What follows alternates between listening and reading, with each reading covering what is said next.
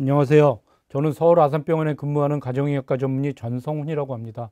오늘 제가 말씀드릴 주제는 운동과 신체활동입니다. 그래서 신체활동이라고 하는 건 운동 말고 우리가 집안일 같이 집에서 움직이는 여러 가지 요소를 말씀드릴 수 있는데, 그게 전혀 효과가 없다고 생각하시는 분들도 많이 계시긴 하지만 그렇지 않다는 게 제가 드리고 싶은 말씀입니다.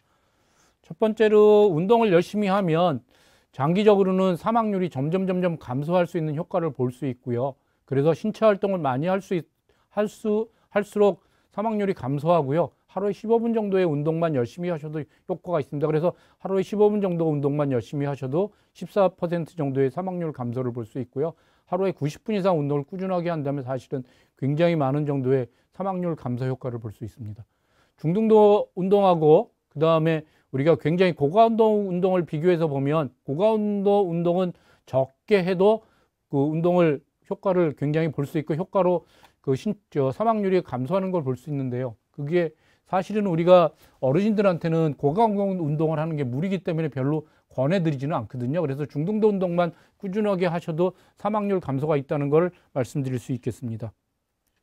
그 다음 그림은 우리가 운동과 신체 활동을 어떻게 구별할 수 있나 보면, 우리가 그 하루에 사용하는 에너지를 보면 되게 그 기본적으로 사용하는 에너지가 많고요. 그 다음에 NET라고 하는 거하고 운동하고 두 가지가 말씀드릴 수 있어요. 운동으로 할 수 있는 건 많이 사용하면 좋겠지만, 우리가 NET라고 하는 건 신체 활동이라고 말씀드릴 수 있고, 이런 것들이 그 신체 활동을 많이 해도 운동의 효과를 발휘할 수 있는데요. 먼저 정상인 사람들, 체중이 빠진 사람들을 보면 앉아 있는 시간이 407분으로 굉장히 많지 않고요. 그 다음에 서 있거나 아니면 움직이는 시간이 526분인데, 비만한 사람들하고 비교해서 보면 앉아 있는 시간이 170분 이상 적고요. 그 다음에 서 있거나 움직이는 시간도 괴당 150분 이상 적은 걸 볼 수 있습니다. 그래서 서 있거나 걸어 다니는 정도의 신체 활동을 많이 하는 사람이 비만이 적은 걸 볼 수 있고요. 비만한 사람은 앉아 있는 시간이 훨씬 긴 거를 관찰해 볼 수 있는 겁니다. 그래서 우리가 여러 가지 하는 것에 대한 그 상대적인 비교를 해볼 수 있는 건데요. 앉아있기가 거의 활적에 에너지를 소비 않고 서 있는 거는 조금만 더 소비하는 거고요. 그 다음에 집에서 집안일 하거나 아니면 뭐 산책하는 거하고 비슷한 정도로 집안일도 우리가 그 운동 효과가 있습니다. 그래서 에너지를 소비하는 효과가 있는데, 우리가 집안일을 굉장히 하기 싫어하시는 분들이 계시기는 하세요. 물론 하기 싫기는 하지만 그것도 할 수 있을 때까지는 열심히 하시면 좋겠어요. 그 자체가 운동 효과도 있고, 그 다음에 집안일을 뭐 요리나 아니면 청소나 빨래나 이런 것들을 우리가 할 수 있는 능력이 있는 것 자체만으로도 감사한 일이기 때문에 그렇게 하시면 좋겠고요.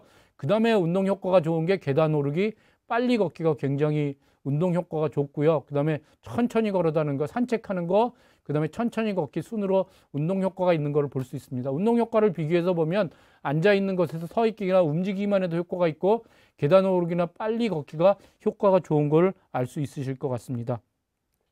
그래서 우리가 어떤 운동을 했으면 좋겠냐면, 어르신의 신체활동 지침이라고 해서 나와 있는 건 뭐냐면, 일주일에 중강도의 유산소 운동을 150분 정도 이상 하시면 좋겠어요. 많이 하면 300번 해도 좋겠지만 적어도 150분 이상 운동했으면 좋겠고, 아까 불그래프에서 보여드린 것처럼 고강도 신체 운동을 한다 그러면 되게 75분 이상 하시면 도움이 되실 수 있으세요. 되게 중강도의 유산소 운동에 포함되는 게 뭐냐면, 여러분들 많이 하시는 아까 빨리 걷기 같은 거 말씀드릴 수 있겠고요. 그게 제일 효과가 좋은 유산소 운동이고, 그 다음에 자전거 타기, 그 다음에 수영 같은 경우에는 시합을 하면 굉장히 고강도로 운동하기 때문에 연습하는 정도가 하면 그 중강도의 유산소 운동이라고 말씀드릴 수 있겠고요. 고강도의 신체 활동은 대표적인 게 그 등산이나 아니면 계단 오르기 같은 거 말씀드릴 수 있고, 아까 그 빨리 걷기보다 좀 더 빨리 뛰는 조깅 같은 걸 말씀드릴 수 있으세요. 이거는 건강한 어르신들 중에서 운동에 익숙하신 분들이 한다면 일주일에 75분 정도 하시면 150분 반 하는 정도의 똑같은 그 에너지 소모를 경험하실 수 있고, 그 다음에 운동 효과도 경험하실 수 있습니다. 그 다음에 적어도 10분 이상 나누어서 지속하시면 좋겠어요.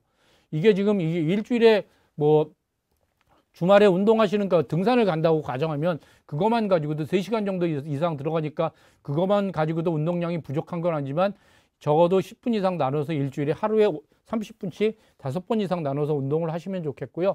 실은 유산소 운동만 가지고는 부족해요. 그래서 근력 운동을 2번 이상 했으면 좋겠고, 평형성 운동을 했으면 좋겠는 게 뭐냐면, 여러분들 그 낙상이 그 연세 드신 어르신들한테 문제가 될 수 있는데 근력 운동하고 평행성 운동을 병행하시면 낙상을 예방할 수 있어서 윗몸 일으키기, 팔굽혀 펴기, 계단 오르기 같은 근력 운동을 했으면 좋겠고요. 그다음에 평행성 운동은 옆으로 걷기, 앉았다 일어나기 같은 그런 운동을 하셔서 근력 운동을 겸해서 그렇게 넘어지지 않는 운동, 평행성 운동을 진행하시면 좋겠습니다. 제가 운동을 열심히 하십시오 말씀하시면 바빠서 운동을 못한다고 하시는 그런 경우가 생길 수 있는데요. 운동할 시간을 먼저 정하셔야 합니다. 남는 시간에 운동하는 생각 버리고 먼저 운동부터 하고 남는 시간에 움직이시면 좋겠고요.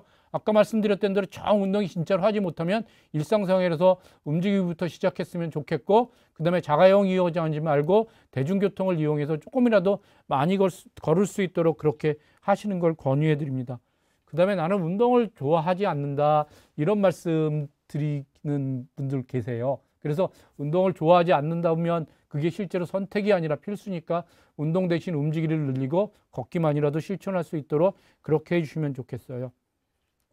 그 다음에 실제로 몸이 불편해서 운동하지 못한다고 하시는 분들이 계시잖아요. 뭐 무릎이 아프다거나 허리가 아프다거나 아니면 심장이 안 좋다거나 여러 가지 문제가 있어서 몸이 불편해서 운동하지 못한다고 말씀하시는 분이 계시는데, 운동하기 전에 그럼 먼저 진찰부터 해보셔야 돼요. 운동하기 전에 먼저 해야 되는 진찰이 뭐냐면 심장에 문제가 없는지, 우리가 열심히 심하게 운동을 해도 심장이 제 기능을 다할 수 있는 검사, 운동 부하 검사라는 거 해볼 필요가 있겠고요. 그 다음에 무릎이나 어디에 문제가 없는지 하는 그런 운동을 했으면 좋겠고요. 그래서 중강도 운동을 중간중간 쉬면서 평지 걷기 같은 이런 운동부터 시작해서 차차차차 늘릴 수 있도록 그렇게 하시면 좋겠어요. 아마 한 번씩 보면 69세 남자 환자가 최근에 은퇴하셨어요. 그래서 주로 하시는 일은 지금 집에 앉아서 TV 보거나 노인정에서 친구하고 이야기 같은 걸 하시고 있고요. 지금 먹는 약은 혈압약을 드시고 계세요. 그래서 이분은 지금 이제부터 운동을 열심히 하고 싶다고 말씀드리시겠어요. 그래서 이때 해야 되는 게 운동부하 검사입니다. 운동부하 검사는 원리가 어떻게 하는 거냐면 러닝머신 위에 올라가서 심전도를 붙이고 우리가 걷거나 뛰게 해서 이 사람이 운동하는데 문제가 없는지 확인하는 건데요.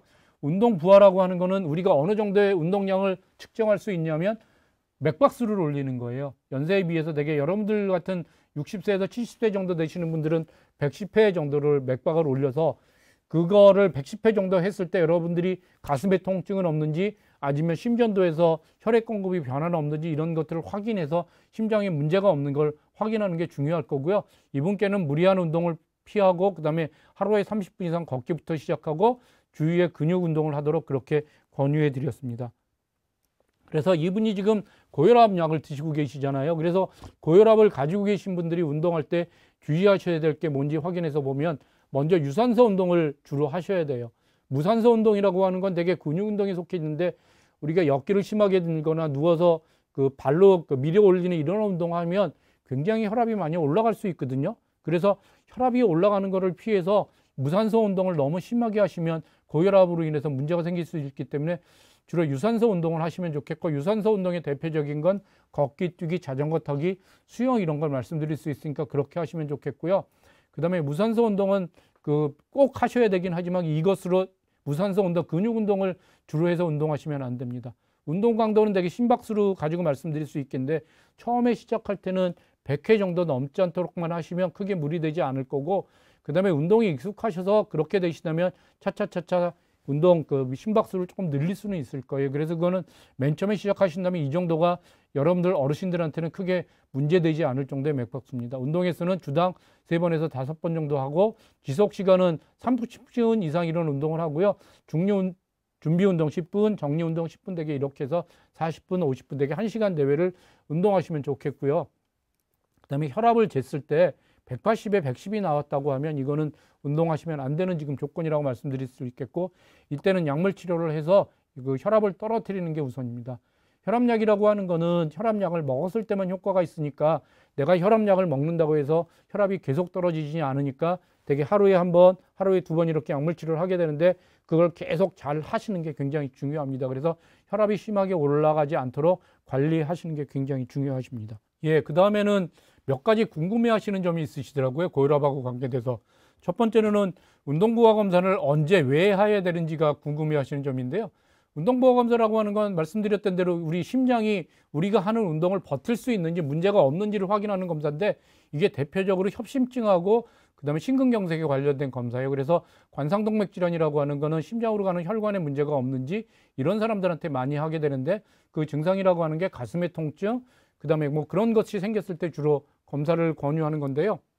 어떤 사람들이 협심증이 많이 생기냐면 고혈압, 당뇨, 고지혈증, 그다음에 담배 피는 분, 운동 부족, 아니면은 이제 아이가 들거나 남자들한테 많이 이런 여러 가지 뭐 가족력 이런 것들이 있거든요. 그래서 이런 것들 중에서 두세 가지의 위험 인자를 가지고 계시다면 검사해 보실 필요가 있어요. 되게 연세 드신 남자분이 그 담배 피고 혈압약을 먹는다면 그 증상이 없어도 한번 운동보호 검사는 심장에 문제가 생기지 않는지 검사해 볼 필요가 있으실 것 같고요. 그 다음에 노인에서 운동을 시작하시거나 내가 지금 하는 것보다 좀 더 센 운동을, 근육 운동을 하시신다고 생각하시면 한번 심장에 문제가 없는지 확인하고 검사하는 걸 권유해 드릴 수 있고요. 그 다음에 이제 운동이 실제로 운동을 하면 혈압이 떨어지는지, 내가 실제로 운동하고 난 다음에 굉장히 어지러운 경우가 있었는데 그건 어째서 그런지를 물어보는 경우가 있었더라고요. 그래서 운동 중이나 그 다음에 혈압 직후에는 혈압이 조금 올라가세요. 많이 올라갈 수 있는데 그게 실제로는 운동의 효과 때문에 올라갈 수 있고 장기적으로는 혈압을 떨어뜨리는 거고요. 그 다음에 운동하다 갑자기 멈추면 혈압이 갑자기 떨어질 수도 있으세요. 그래서 운동보호 검사 후에 혈압이 갑자기 떨어져서 어지러움증이 있어서 뭐 그 의자에 앉아 있거나 이런 일이 생기기도 하는데, 여러분들께서는 되게 런닝머신 같은 걸 하신다 그러면 갑자기 멈추지 마시고요. 되게 키로수를 천천히 떨어뜨려서 정리 운동을 하면서 그 런닝머신을 멈추도록 그렇게 해주시면 좋겠어요. 그래서 실제로 운동 후에 혈압 저하가 있을 수도 있고요. 그 다음에 이게 장기적으로 혈압을 떨어뜨리는 효과, 이렇게 아까 말씀드렸던 대로 하루에 30분 정도, 그 다음에 거의 매일 운동한다면 장기적으로는 10 정도의 혈압 떨어뜨리는 효과를 볼 수 있을 것 같습니다. 다음에 드릴 분은 퇴행성 관절염을 가지고 계신 환자분들이 어떻게 운동을 해야 되는지 말씀드리려고 합니다. 퇴행성 관절염 되게 많이들 가지고 계시잖아요. 되게 양쪽 무릎의 통증 아니면 한쪽 무릎의 통증 이런 것들로 호소하시는 경우가 많고요. 이분은 72세 여자 환자분이셨고요. 고혈압, 그 다음에 고지혈증을 약을 먹고 있고, 그 다음에 퇴행성 관절염이 심해서 진통소염제를 거의 매일 드시고 계세요. 그 다음에 체질량 지수가 27.2라고 하는 건 체중이 조금 많이 나가시는 거예요. 완전히 비만은 아니지만 좀 보기 좋은 정도의 비만을 과체중을 가지고 계신 거고요. 이분은 지금 70대 때 정도의 양쪽 무릎에 퇴행성 관절염을 진단받으셨고요. 계단을 오르내리기가 힘든다고 말씀하셨어요. 그래서 무릎에 무리가 가지 않는 그런 운동이 중요한데, 무릎에 무리가 가지 않는 운동, 아까 말씀드렸던 대로 계단은 지금 오르내리기가 굉장히 불편해 하셨잖아요. 계단을 내려가는 게 제일 불편하게 문제가 될 수 있는 거고요. 그 다음에 무릎에 나쁜 게 뭐냐면 쪼그려 앉는 것처럼 무릎을 아주 심하게 구부리는 게 사실은 무릎에 굉장히 많은 부담을 주거든요. 그거를 안 하시도록 하시면 좋겠고, 그래서 평지 걷기를 권해드릴 수 있고요.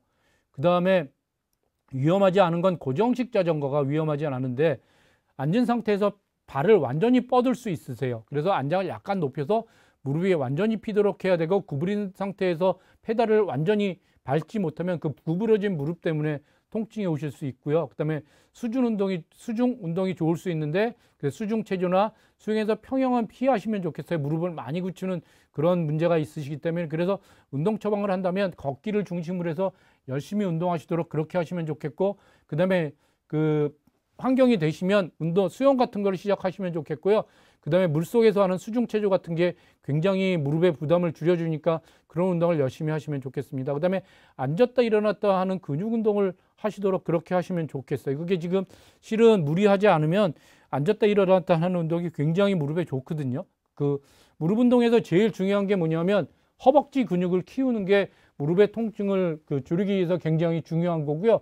여러분들 피트니스 센터나 아니면 운동 처방 센터 같은 데서 배우면 허벅지 근육을 키우는 그런 운동을 주로 배우게 될 것 같습니다. 가르쳐 드리거든요. 이거 한번 보시면 가정에서 할 수 있는 노인 낙상 예방 운동인데요. 여기 지금 앉았다 일어났다 하는 건데, 앉았다 일어났다 했을 때 지금 효과가 있는 부분이 허리하고 이 허벅지 부분이세요. 그래서 제일 먼저 할 건 뭐냐면 앉았다 일어났다 하는데, 앉았다 일어났다 하면 굉장히 위험하실 수 있으세요. 힘이 없으시면. 그래서 이렇게 유지하고 의자에서 앉았다 일어났다를 하세요. 이게 실제로 여러분들이 그 근력이 있는지 없는지 그 진찰하는 그 포즈기도 해요. 그 다음에 이게 이거는 좀 시유화하시면 앞발을 들고 그 다음에 똑같은 자세에서 앉았다 일어났다 엉덩이에 운동을 대세요. 의자에서 앉았다 일어났다고 좀 더 자신 있으면 엉덩이를 안 대시면 굉장히 충분한 효과가 있을 수 있고요. 이분은 조금 무릎에 무리가 가실 수 있으세요. 제일 중요한 게 뭐냐면 무릎이 이 앞으로 튀어나오지 않으면 안 돼. 요거보다 발끝보다 앞으로 나오면 안 되세요.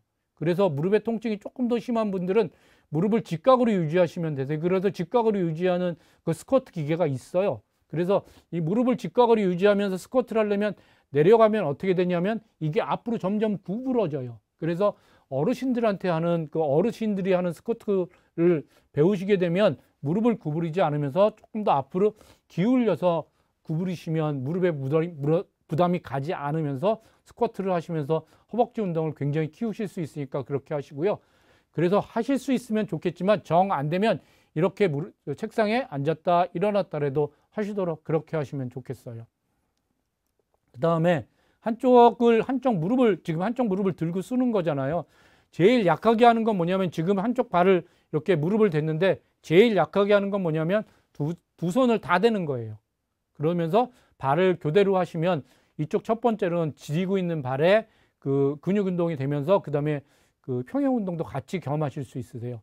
그 다음에 이게 좀 너무 쉽다 하시는 분들은 어떻게 하시면 좋겠냐면 한쪽 발을 떼고 하시면 좋겠고요. 반대쪽 발을 드시도록 그렇게 하시는 거예요. 이렇게.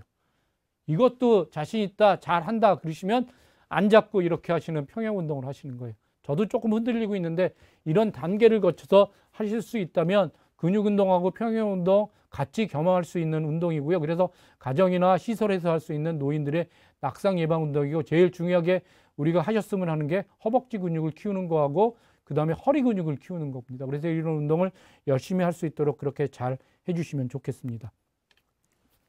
그래서 노인한테 필요한 운동이 뭐냐면 유산소 운동이 중심이에요. 그 다음에 근력 강화 운동을 절대로 빼먹으면 안 되고 유연성 운동하고 균형 운동을 좀 더 잘 하실 수 있도록 아까 말씀드렸던 대로 유산소 운동은 걷기가 제일 쉽게 할 수 있고 수영, 그 다음에 수중 체조 이런 거 하시면 좋겠고 근력 강화 운동은 계단 오르기를 할 수 있으면 근력 강화 운동이 되는데 무릎이 아프시다 그러면 절대로 하실 필요 없어요. 무릎 와서.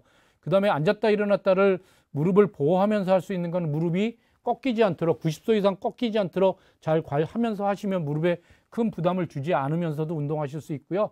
그래서 그런 운동, 유연성 운동, 균형 운동을 잘 하실 수 있도록 그렇게 해주시면 좋겠어요. 그 다음에 이번에는 66세 남자 환자분이세요. 20년째 당뇨 진단 치료 중인데 당화혈색소가 8.2%예요.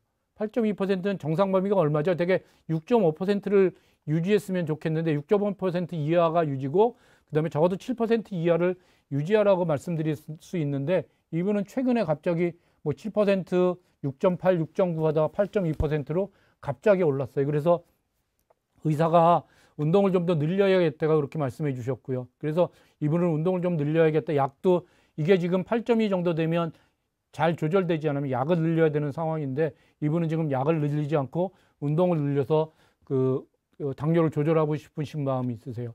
현재는 주말에만 등산을 하고 있고 지금 일을 하고 계시기 때문에 그래서 운동을 좀 더 많이 하시길 원하시는 분이세요. 그래서 이분은 지금 어떻게 해야 되느냐? 첫 번째로 당뇨 환자가 운동하는데 제일 위험한 건 뭐냐면 저혈당이세요.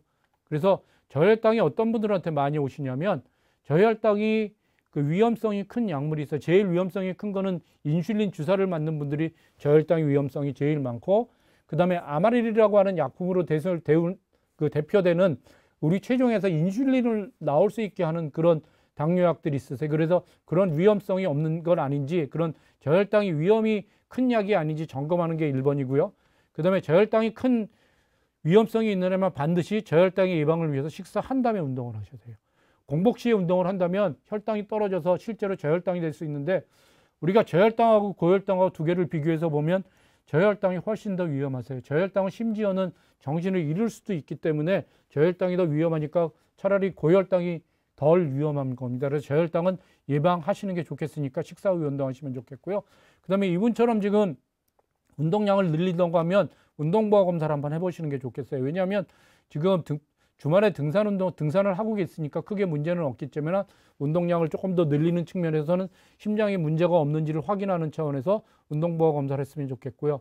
그래서 규칙적으로 30분 운동하시면 좋겠고, 신체 운동을 늘리도록 중강도의 빨리 걷기를 했으면 좋겠고, 익숙하면 늘려야 돼요. 그래서 이분은 지금 해야 될 게 뭐냐면 주말에만 시간이 있지만 좀 더 시간을 늘려야 되겠고, 그게 매일 하는 게 가장 바람직하기 때문에 규칙적으로 30분 운동을 했으면 좋겠고요. 그 다음에 30분 운동하면서 그거 가지고도 부족할 수 있으니까 신체 활동을 늘릴 수 있도록 그렇게 했으면 좋겠고요. 중강도의 빨리 걷기를 시작해서 그 다음에 익숙하면 늘려야 합니다. 그 다음에 근력 운동이 필수인 거를 당뇨 환자들한테 말씀드릴 수 있을 것 같습니다. 그래서 제가 드릴 말씀은 이 정도로 다 말씀드렸고요. 제가 이제 요약해서 말씀드릴게요. 첫 번째로 고혈압 환자들 같은 경우에는 운동을 해야 되는데, 고혈압 환자들 같은 경우에는 근력 운동을 많이 하시지 않도록 하시면 좋겠어요.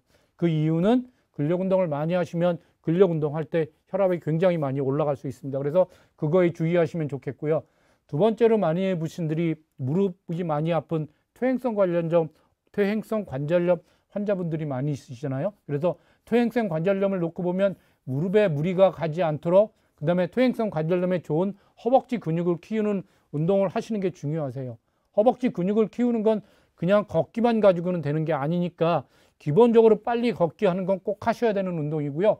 그 다음에 유산소 운동 중에서 무릎이 많이 아프시면 무릎에 무리 가지 않도록 수영, 그 다음에 수중 운동을 하시고요. 그 다음에 수영하면서 무릎이 아프시다고 하면 평영은 많이 하지 않도록 나중에 자유형 같은 걸 중심으로 해서 운동하시도록 그렇게 하시면 좋겠고요. 그 다음에 그래서 무릎에 무리 가지 않도록 하는 스쿼트가 있기는 해요. 무릎에 무리 가지 않도록 하는 그 스쿼트의 제일 중요한 건 뭐냐면 무릎이 90도 이상 꺾이지 않도록만 하면, 그 좀 자세가 원래 하는 스쿼트는 허리를 꼿꼿이 세우고 하는 건데 허리를 좀 구부리면서 하시면 실제로 그게 하실 수 있으니까 그 무릎 운동을, 그 근육 운동을 해서 허벅지가 이렇게 굵어질 수 있도록 그렇게 노력해 주시면 좋겠고요. 그래서 허벅지를 운동을 열심히 하시면 무릎 통증도 줄일 수 있을 겁니다. 그래서 무릎에 무리 가지 않도록, 그 다음에 허벅지를 늘릴 수 있는 근육 운동을 병행해서 통증을 줄일 수 있도록 그렇게 노력해 주시면 좋겠어요. 그 다음에 이제 마지막으로 당뇨 환자분들 같은 경우에는 제일 조심하셔야 될 게 뭐냐면 저혈당을 조심하셔야 되니까, 저혈당을 하지 않기 위해서는 공복 시하는 운동 피했으면 좋겠고, 그 다음에 특히 저혈당을 유발할 수 있는 약을 드시거나 인슐린 주사를 맞고 계신 분들이 조심하시도록 그렇게 주의해 주시면 좋겠고요. 그 다음에 당뇨 환자들 중에서 유산소 운동은 하지 않고 근육 운동만 하신다고 생각하는 분들도 계시긴 하는데, 중요한 건 유산소 운동을 중심으로 해야 되고 근육 운동을 병행하시는 게 제일 중요합니다. 마지막으로 말씀드리고 싶으신 거는, 이것도 저것도 잘 안 되고 집안일이라도 하는 게 효과가 없을 거라고 생각하는 분들이 계신데, 집안일조차도 에너지를 소비할 수 있고 그 다음에 운동 효과가 있으니까 집안일을 열심히 하도록 그렇게 거부하지 않고, 그 다음에 빨래, 청소 이런 것들을 잘 하시도록 그렇게 진행해 주시면 좋겠습니다. 이것으로 마치겠습니다. 감사합니다.